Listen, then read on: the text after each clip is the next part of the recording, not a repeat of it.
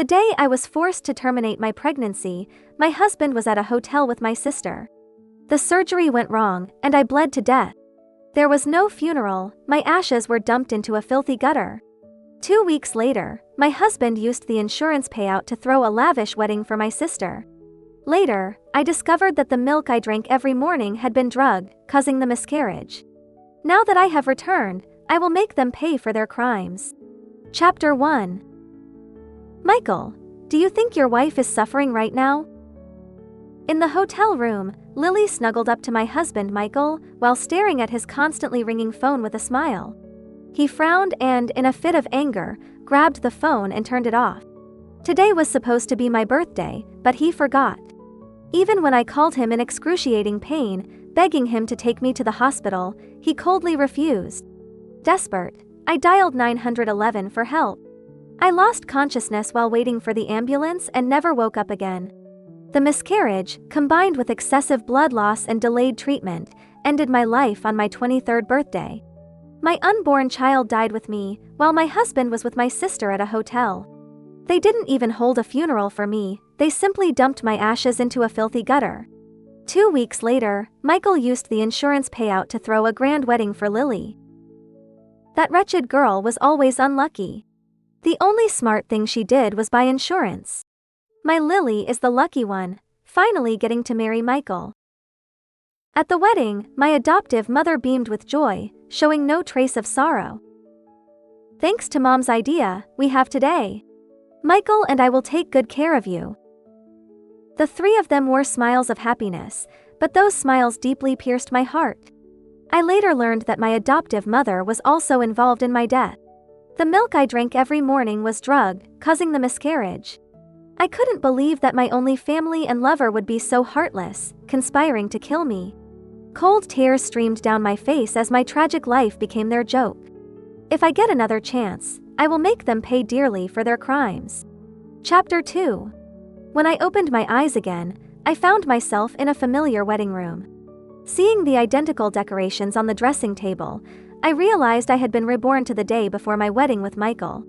Instinctively, I touched my flat stomach, where there was no longer a familiar heartbeat. Baby, Mommy will avenge you. I held back my tears and composed myself. Sis, according to tradition, you shouldn't stay in the wedding room the night before the wedding. So, you'll have to stay at a hotel tonight. But don't worry, I'll take good care of your fiancé. Lily walked in cheerfully, dressed provocatively. In my previous life, she wore this to seduce Michael. The thought made me want to slap her. She always took what I liked, even though our adoptive mother gave her everything good. She would destroy anything I wanted, even if she didn't like it. Jessica, we can't ignore these customs. It's all for our good, so you'll have to be a little inconvenienced. She spoke righteously, but it was just to give them space to be together. In my previous life, I naively believed their lies and didn't even know my husband had been with someone else. I held back my anger and agreed to stay at a hotel, giving them enough space to perform their act. Since fate gave me another chance, I wouldn't let them off easily. Before leaving, I hid a surprise in a corner of the dressing table. That night, I watched their passionate performance on my phone. Of course, I wasn't the only audience. A few uniformed officers joined the scene. To spice things up, I called the police, reporting illicit activities in the neighborhood. Just as they were getting excited, the room was stormed by officers. Chapter 3. The scene was extremely awkward. The two, caught off guard, were arrested by the police. They stammered, unable to explain their inappropriate relationship. The wedding photo on the wall made it clear the woman wasn't me. This guy is shameless, messing around just before his wedding. Someone couldn't help but curse him. Watching from the surveillance, I wanted to applaud. Lily trembled in fear, while Michael hung his head in shame. Being caught in public was more effective than confronting them myself. They were quickly taken away, and I turned off my phone to avoid any late-night calls for help. No wonder Lily's pregnancy timeline matched mine in my previous life. They had been together the night before my wedding in the room I decorated. Do you prefer me or my sister? Of course you. She has no figure, just disgusting scars. Seeing her makes me sick. And she has no looks. How can she compare to you? I smiled, gently touching the scars on my arm. These scars, accompanying me for over a decade, marked my tragic past. I saved the video of their performance. It's time to settle old and new scores. The happier they were, the more miserable they would become. The real show was just beginning. Chapter 4. On my wedding day, I returned home early to find they hadn't come back. I hid all the valuables and the dowry I prepared. In my previous life, I was blinded by love, giving all my savings to a penniless Michael for the wedding. I paid for the house and the wedding, but he ended up with everything. Even after my death, he scattered my ashes in a gutter. I must have been blind to fall for him. Now, this top-tier scumbag was Lily's problem. Be careful not to let that wretched girl find out. I had just hidden everything when I heard my adoptive mother warning them. What shouldn't I find out? I greeted them with a smile, but they avoided my gaze. Remembering their awkward scene last night, I couldn't help but laugh inside. Nothing. Michael quickly grabbed my hand, but I shook it off, feeling disgusted. Where were you this morning? Leaving the house unlocked is dangerous. I pretended to be angry and rushed to my room. Oh no! The dowry and the gold Michael bought me are gone. They rushed into my room, stunned by the mess. They thought the house had been robbed after their arrest last night. Let's call the police. The amount is significant, and they'll catch the thief. I pretended to call the police, but Michael stopped me. It's our wedding day. Calling the police might bring bad luck. Michael signaled my adoptive mother, who quickly found reasons to stop me from calling the police. Mom, that's $5,000, and you said it was for my dowry. Lily, not realizing the situation, complained and tried to call the police. Chapter 5. Slap! I said no police. Don't you understand? My adoptive mother, already frustrated, slapped Lily. Mom, you hit me! Lily held her face in disbelief. I felt a twisted satisfaction seeing her get hit for the first time. Get out! No one is calling the police today. Money is gone, but your sister can earn more dowry for you. My adoptive mother kicked her out and tried to comfort me, fearing the police would expose their secrets. I went along, reclaiming what was rightfully mine. In my previous life, my adoptive mother used guilt to take all the dowry, giving me nothing. Even the wedding dinner was paid by me. She said I should think of Lily, but they conspired to kill me and my unborn child. Such people don't deserve kindness. That night, I got Michael drunk and poured fake blood on the bed, then slept in the guest room. I felt at peace without him. The next day, I went to work and canceled my insurance, changing it to Michael's name with me as the beneficiary. When I returned, Lily had moved in, just like in my previous life. I told Michael I was going on a business trip, giving them space to be together. I knew they would take advantage of it, and I was ready for the next act. Chapter 6. I'm pregnant. One day at the dinner table, Lily proudly placed her pregnancy test report on the table. Her adoptive mother, beaming with joy, immediately served her more food. Lily, eat more so the baby can grow faster. What a coincidence. I'm also pregnant. Who would have thought it would happen on the first night of our honeymoon? Finally, it was my turn. I casually placed a fake pregnancy test report on the table, looking blissfully at Michael. Michael, you're going to be a father. Aren't you happy? Before he could respond, I turned to Lily. Sister, when did you get a boyfriend? You haven't even introduced him to us and you're already pregnant. People might gossip, you know. Michael's face turned red and white with panic, while our adoptive mother's face fell, clearly not pleased with my news. Michael, since both of them are pregnant now, you need to take good care of them. She said pointedly to Michael, giving him a knowing look before turning a sharp smile towards me. In my past life, I only knew Lily and I were pregnant at the same time. I never realized she was carrying my husband's child. This time, I'm going to make sure she experiences the same agony I did. "Honey, I've warmed up some milk for you. Make sure you drink it before you go to work." Seeing the familiar milk in my spot reminded me that in my past life, drinking it every morning caused my miscarriage. I never liked milk, but my adoptive mother insisted that pregnant women should drink it. So she made sure both Lily and I drank a glass every morning. No wonder I saw her rushing to the house yesterday, calling Michael into the guest room for an important talk. She must have given him the medication she got from the hospital, planning for him to harm me. Just recently, he came across the insurance policy I had intentionally placed in the drawer. They probably planned to harm me again, hoping to benefit without anyone suspecting. While Michael was busy making breakfast in the kitchen, I poured Lily's milk into my glass.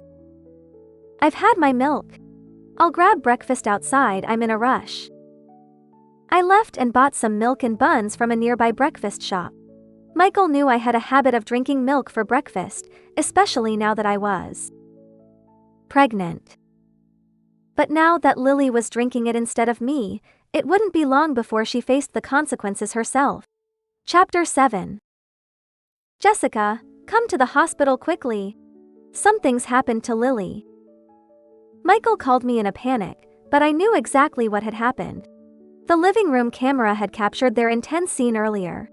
Michael had confidently said that since Lily was newly pregnant, nothing would happen. But just as they started, a large amount of blood suddenly flowed from Lily, and she collapsed in pain, convulsing and turning pale. Terrified, Michael forgot to put on his pants and frantically called for an ambulance. "What happened to Lily? She was fine this morning, how did she end up in the hospital?" Outside the operating room, I asked Michael, feigning confusion. "She suddenly started bleeding, a lot of blood." Michael, his hands covered in blood, stared blankly, clearly traumatized. "We did our best. We managed to save the mother, but the baby is gone. And she probably won't be able to have children in the future." The doctor emerged from the operating room, shaking his head regretfully.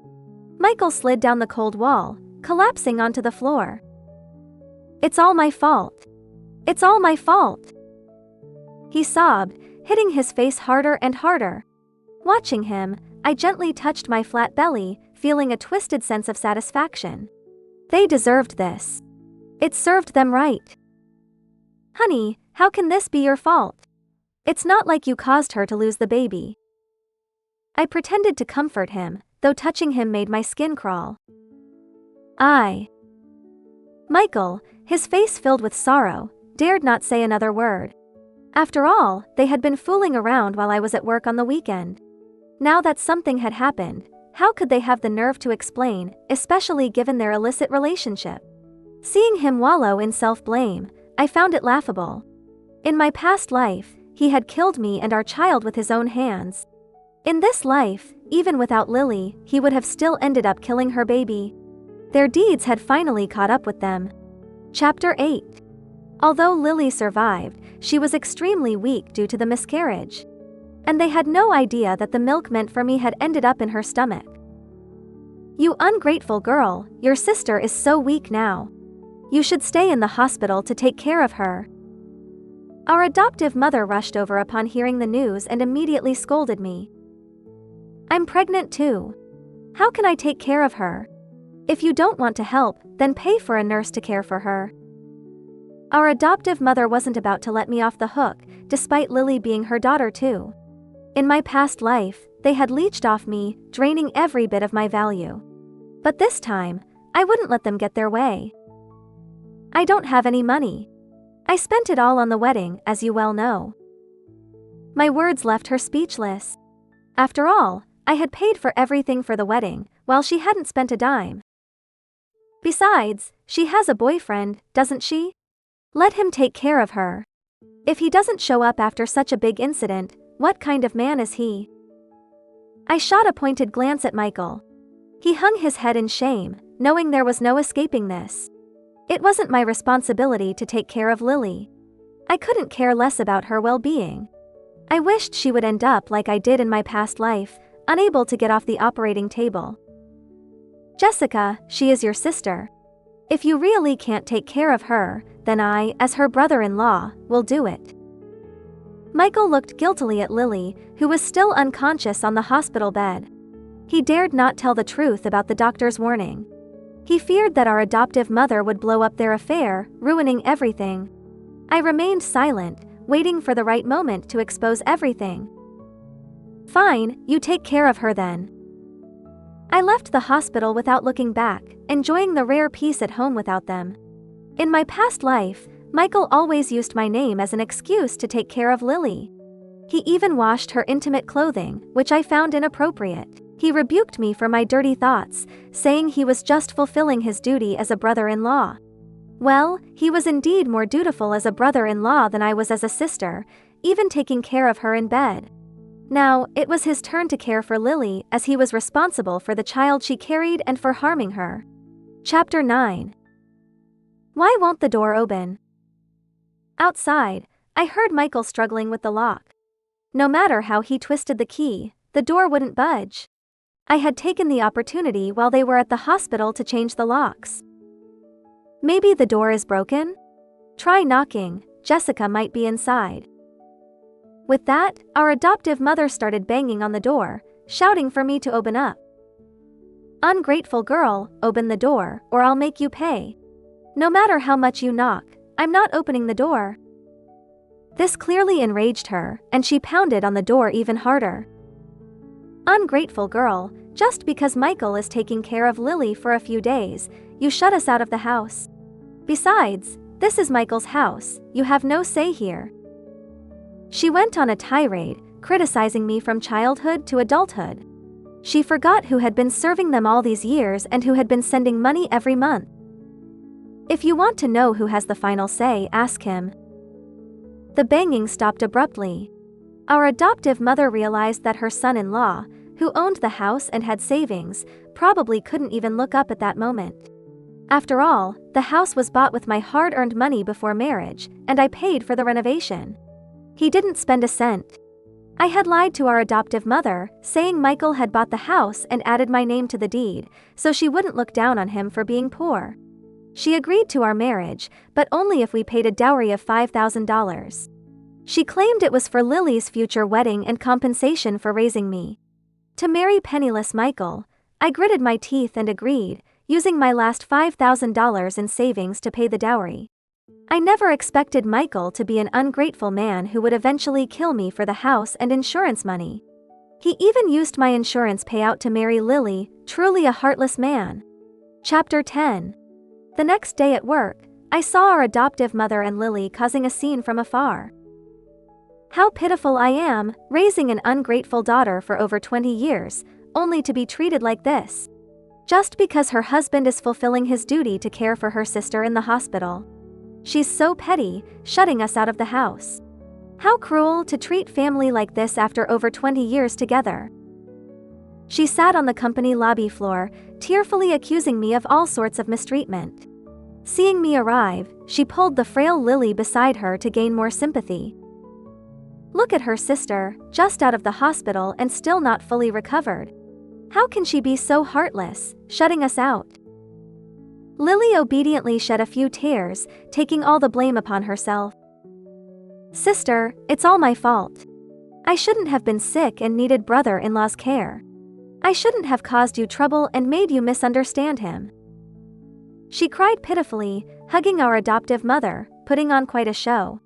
Her tears flowed freely, evoking sympathy from the onlookers. How can a daughter be so ungrateful, not understanding her parents' hardships? If they had known she would turn out like this, they never should have taken her in. The uninformed crowd felt sorry for them, believing I was as ungrateful as they claimed. "She's my adopted daughter. Please help us get justice."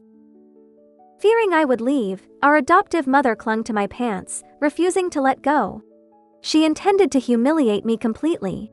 I looked around at the familiar faces of my colleagues, seeing their shocked expressions. They couldn't believe that the polite and friendly Jessica they knew could be the ungrateful daughter our adoptive mother described. Chapter 11. Our adoptive mother is right, she does have an ungrateful daughter. I pointed to Lily, continuing, "But that daughter is her, not me." The crowd fell silent, stunned by my words. Our adoptive mother looked up at me in disbelief, clearly not expecting this turn of events. "You're lying. Lily is my good daughter. You're the ungrateful one." I leaned down, a slight smile on my lips. I pulled out my phone from my bag, playing a video for her to see Lily's disgusting behavior. "Give me that phone." Our adoptive mother, enraged, tried to grab my phone, but I deftly avoided her. I turned the volume up to its highest, filling the company lobby with the lewd sounds of Lily and Michael. "Brother-in-law, do you prefer my sister or me?" "Of course you. She has no figure, just disgusting scars all over. Seeing her makes me sick. And she has no looks either. How can she compare to you?" Their shameless conversation played out, causing a stir among the onlookers. I held my phone up, making sure everyone could see Lily's face. "Unbelievable. She has such a nice figure, but she's a homewrecker, seducing her own brother-in-law." A male colleague couldn't help but comment, and the crowd's disdainful gazes turned to Lily. "Stop looking. You all can't look." Realizing the situation, Lily rushed over to grab my phone, but it was too late. Everyone had seen the truth. "Adoptive mother, you should see clearly now. The ungrateful one is Lily, not me. I let her live in my home, and she repays me by seducing my husband. She even got pregnant with his child, yet you say I'm petty? Does she deserve any sympathy?" Our adoptive mother was dumbstruck, realizing I knew everything. But this wasn't over. I wouldn't let them off so easily. Chapter 12. They say when you take from others, you owe them. But our adoptive mother, you take without giving back, draining others dry. She had accused me of being ungrateful, but I would show everyone who the real ingrate was. "Ungrateful girl, what do you mean by that? How dare you say I take without giving back?" As she glared at me, I pulled out a thick stack of documents, handing them to the crowd. These were records of the money I had sent her and Lily over the years, including the various holidays where they demanded extra from me. The stack was dozens of pages long. "Isn't it clear? Ever since I started working, I've sent you money every month. I've served you both, and you repay me with abuse. You beat me with sticks and chairs, which is child abuse and illegal, you know." I rolled up my sleeves, showing the scars and bruises that marred my arms, leaving the crowd in shock. No wonder Jessica always wore long sleeves, even in summer. She was hiding her scars from us. This adoptive mother is inhumane. A colleague patted my shoulder sympathetically, understanding my past actions now. In my past life, I hid my scars to avoid people's judgment. Michael had pursued me fervently, claiming he didn't mind my scars, which had moved me to accept his proposal. But in death, I learned he had always been disgusted by them. "Ungrateful girl, I never beat you. I took you in, fed you, and gave you a home." Our adoptive mother tried to defend herself, but I approached her, unyielding. "Shall we ask our old neighbors about how you treated me? You!" Her face turned red with anger and fear as she grabbed Lily and fled, afraid I might expose her past abuse. Now everyone knew who the real ingrate was. She had played the victim, but the truth was out. Since our adoptive mother had caused a scene at my company, I would send a gift to her workplace in return. An eye for an eye, using their own methods against them. Chapter 13. Soon, good news came from the hospital. Our adoptive mother had been fired. I had sent an anonymous tip, exposing her for stealing my Fipristone from the hospital, a drug only available there and not in pharmacies. She had taken it to secretly mix into my milk, hoping I would miscarry, allowing Michael to divorce me and marry Lily. Since a husband can't initiate a divorce during his wife's pregnancy, she had given them this vile idea. Little did she know, all the abortion drugs she took ended up in Lily's body. The three of them had conspired, but in the end, they only harmed the child they cherished. Truly, what goes around comes around. "Jessica, we were wrong.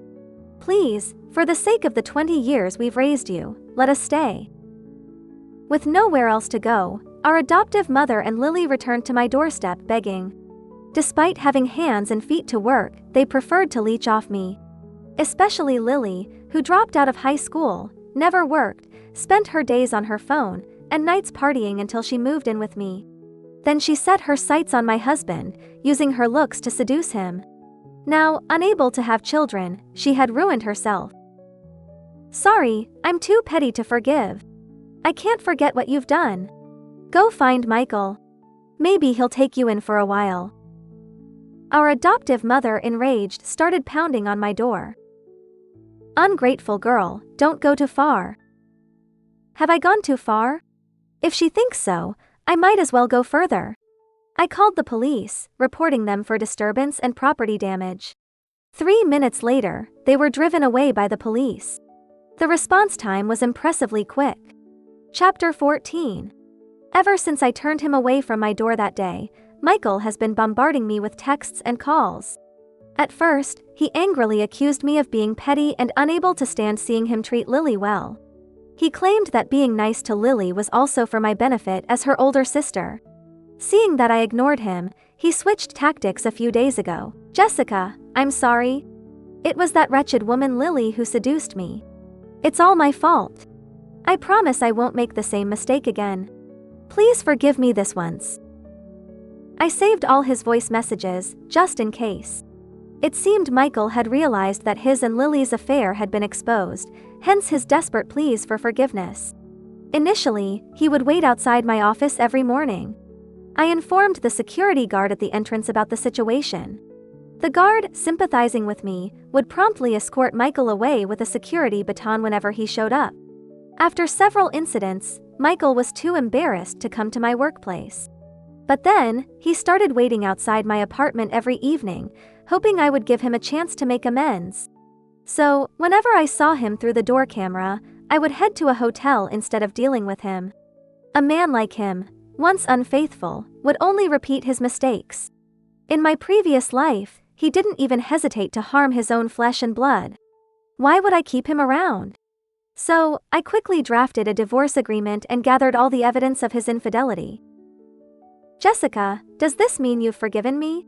I knew you still loved me. Love you? Not a chance. I called him, suppressing my urge to lash out at him. He truly was a shameless man. I must have been blind to have fallen for him in my past life. Come over tomorrow. I have something important to discuss with you. He eagerly agreed, thinking I was still holding on to some feelings for him. Little did he know, his joy was premature. Chapter 15. Jessica, I've missed you so much. These flowers are for you. As soon as I opened the door, Michael, smiling broadly, tried to hug me, holding a bouquet of red roses. It was the first time he had ever bought me flowers. Even when we were dating, he never splurged on a single flower. I had to buy my own bridal bouquet on our wedding day. Now, he was trying to win me over with a bouquet of flowers. I instinctively stepped back, giving him a cold, hard stare. Sign the papers on the table and get out. I don't want to see you again. What papers? Seeing my icy demeanor, a flicker of confusion crossed Michael's eyes. But when he saw the divorce papers on the table, his face darkened instantly. Jessica, do you really have to make such a fuss over a divorce? I just made a mistake that all men make. Can't you give me another chance? Besides, you're carrying my child. Who would want you with a child from someone else? Michael glared at me, his expression twisted and unfamiliar. The divorce had clearly stripped away his facade. Who I marry next is none of your business. And someone like you doesn't deserve another chance. In my previous life, you caused the death of me and our unborn child and even desecrated our remains. You don't deserve any chance to make amends. You want me to leave with nothing? No way. If I can't have it easy, neither will you. You brought this on yourself. As he spoke, Michael stepped closer, his eyes filled with malice. You couldn't control yourself, and now you blame me? I didn't force you to be unfaithful. Apparently provoked by my words, Michael grabbed my throat and pinned me to the ground. Even in this reborn life, he still wanted to kill me. A scumbag like him doesn't deserve forgiveness. Help! I shouted for help, and soon the neighbors rushed in, restraining him. I had deliberately left the door slightly ajar for this very reason. It was a weekend, and most of the neighbors were home, able to come to my aid immediately. Finally, the police arrived and arrested Michael for assault. Before he was taken away, I handed the police the remaining pills he had tried to use on me and explained the situation. Seeing his stunned expression, I flashed him a subtle, triumphant smile. A scumbag like him deserves to pay for his actions. Chapter 16. Michael shamelessly refused to divorce, claiming he didn't want our child to grow up in a broken home. I knew it was just an excuse to play on my emotions, but fortunately, I wasn't actually pregnant. So, I filed for divorce in court and submitted all the evidence of his infidelity. When Michael found out I wasn't pregnant, he was dumbfounded. It was just a delayed period. The doctor gave me the wrong report earlier. I chuckled, while his expression turned dangerously dark. I had crushed his last hope of salvaging the situation. In the end, the court ruled in my favor, and he was left utterly defeated. On the day of the divorce, Michael was brought to the proceeding in handcuffs by the police. Those cold metal cuffs suited him perfectly. He looked gaunt and haggard, glaring at me with pure hatred, as if I were his enemy. But this was all his own doing. Going from a close partner to a bitter stranger can happen in an instant. The moment he showed his true colors and wished harm upon me, our fate was sealed. Michael, are you still going to marry me after your divorce? Lily suddenly appeared at the divorce proceeding, looking disheveled and frantic. One hand clutched her pocket tightly, while the other grabbed Michael's arm, her demeanor unhinged. You wretched woman, you think I'd marry you? Never in this lifetime. If you hadn't seduced me, I wouldn't be in this mess. And now that you can't even have children, who would want you? Michael shoved her away in disgust, and she stumbled to the ground, looking at him in disbelief. Then he spat on her. You make me sick. Get lost. As Michael turned away, I saw a sinister glint in Lily's eyes. She suddenly sprang up and lunged at Michael, clutching him tightly. A moment later, a scream of agony echoed through the room, stunning everyone present. Chapter 17. I looked down to see blood pooling on the floor, dripping from Michael's body. His white shirt was quickly stained with a brilliant red flower at his abdomen. You promised to marry me after divorcing her. Now it's too late to back out. And you ruined my life. How could I ever forgive you? If I can't have you, no one can. Lily laughed maniacally, repeatedly stabbing Michael with a knife. No wonder she had been clutching her pocket, it contained a sharp blade. By the time everyone reacted, Michael was barely conscious and was rushed to the hospital. Since our divorce wasn't finalized, I was required to accompany him. Lily was arrested and taken away, her eyes empty as she stared blankly at her blood-stained hands. She seemed soulless, like a walking corpse. Sometimes she would laugh hysterically, muttering, "You said you'd marry me." It seemed she had lost her mind, driven insane by Michael. In my past life, he had killed me. In this life, he drove her mad. Women must choose wisely, or one wrong step can lead to a lifetime of misery. Who is the injured man's family? A nurse shouted urgently outside the operating room. I am, but we're in the process of divorcing. Then you're still his wife and have the right to make decisions for his surgery. However, his internal injuries are severe, and even if we save him, he might be paralyzed or in a vegetative state.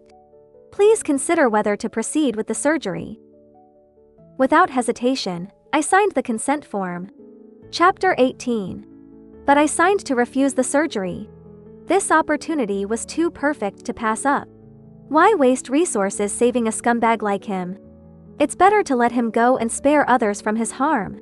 After signing, I immediately contacted the crematorium to arrange for his body to be collected. That very day, his body was cremated, and I scattered his ashes in the same filthy creek where he had dumped our child's remains in my past life. It was a tribute to the child he had mercilessly killed, wishing the child a better father in the next life. Rest in peace, scumbag. Letting him experience the same fate of having his ashes scattered in filth was the only way to ease my resentment. Watching the dirty water carry his ashes away, I felt a weight lift off my shoulders. I then collected a substantial insurance payout from the policy I had taken out on him. It was enough to ensure my comfort for the rest of my life. It was his debt from our past life. He deserved his fate, and karma had finally caught up with him. I had informed Lily of her infertility and orchestrated the timing of the divorce proceedings. But I hadn't anticipated she would go mad because of it. Now she would face a lifetime in prison for assault, though in her current state, she might never understand her wrongs. But it didn't matter to me. She had received her due punishment, and that was enough to torment her for life. When my adoptive mother heard the news, she went mad, asking everyone where her daughter was. She seemed to forget she no longer had a daughter. One day, while frantically searching for her daughter, she wandered into traffic and was hit by an oncoming truck, dying instantly. The 3 people who had wronged me in my past life were now either dead or mad. Karma had come full circle, and they had paid their debts in blood. Now, I could look forward to a fresh start and embrace a bright future.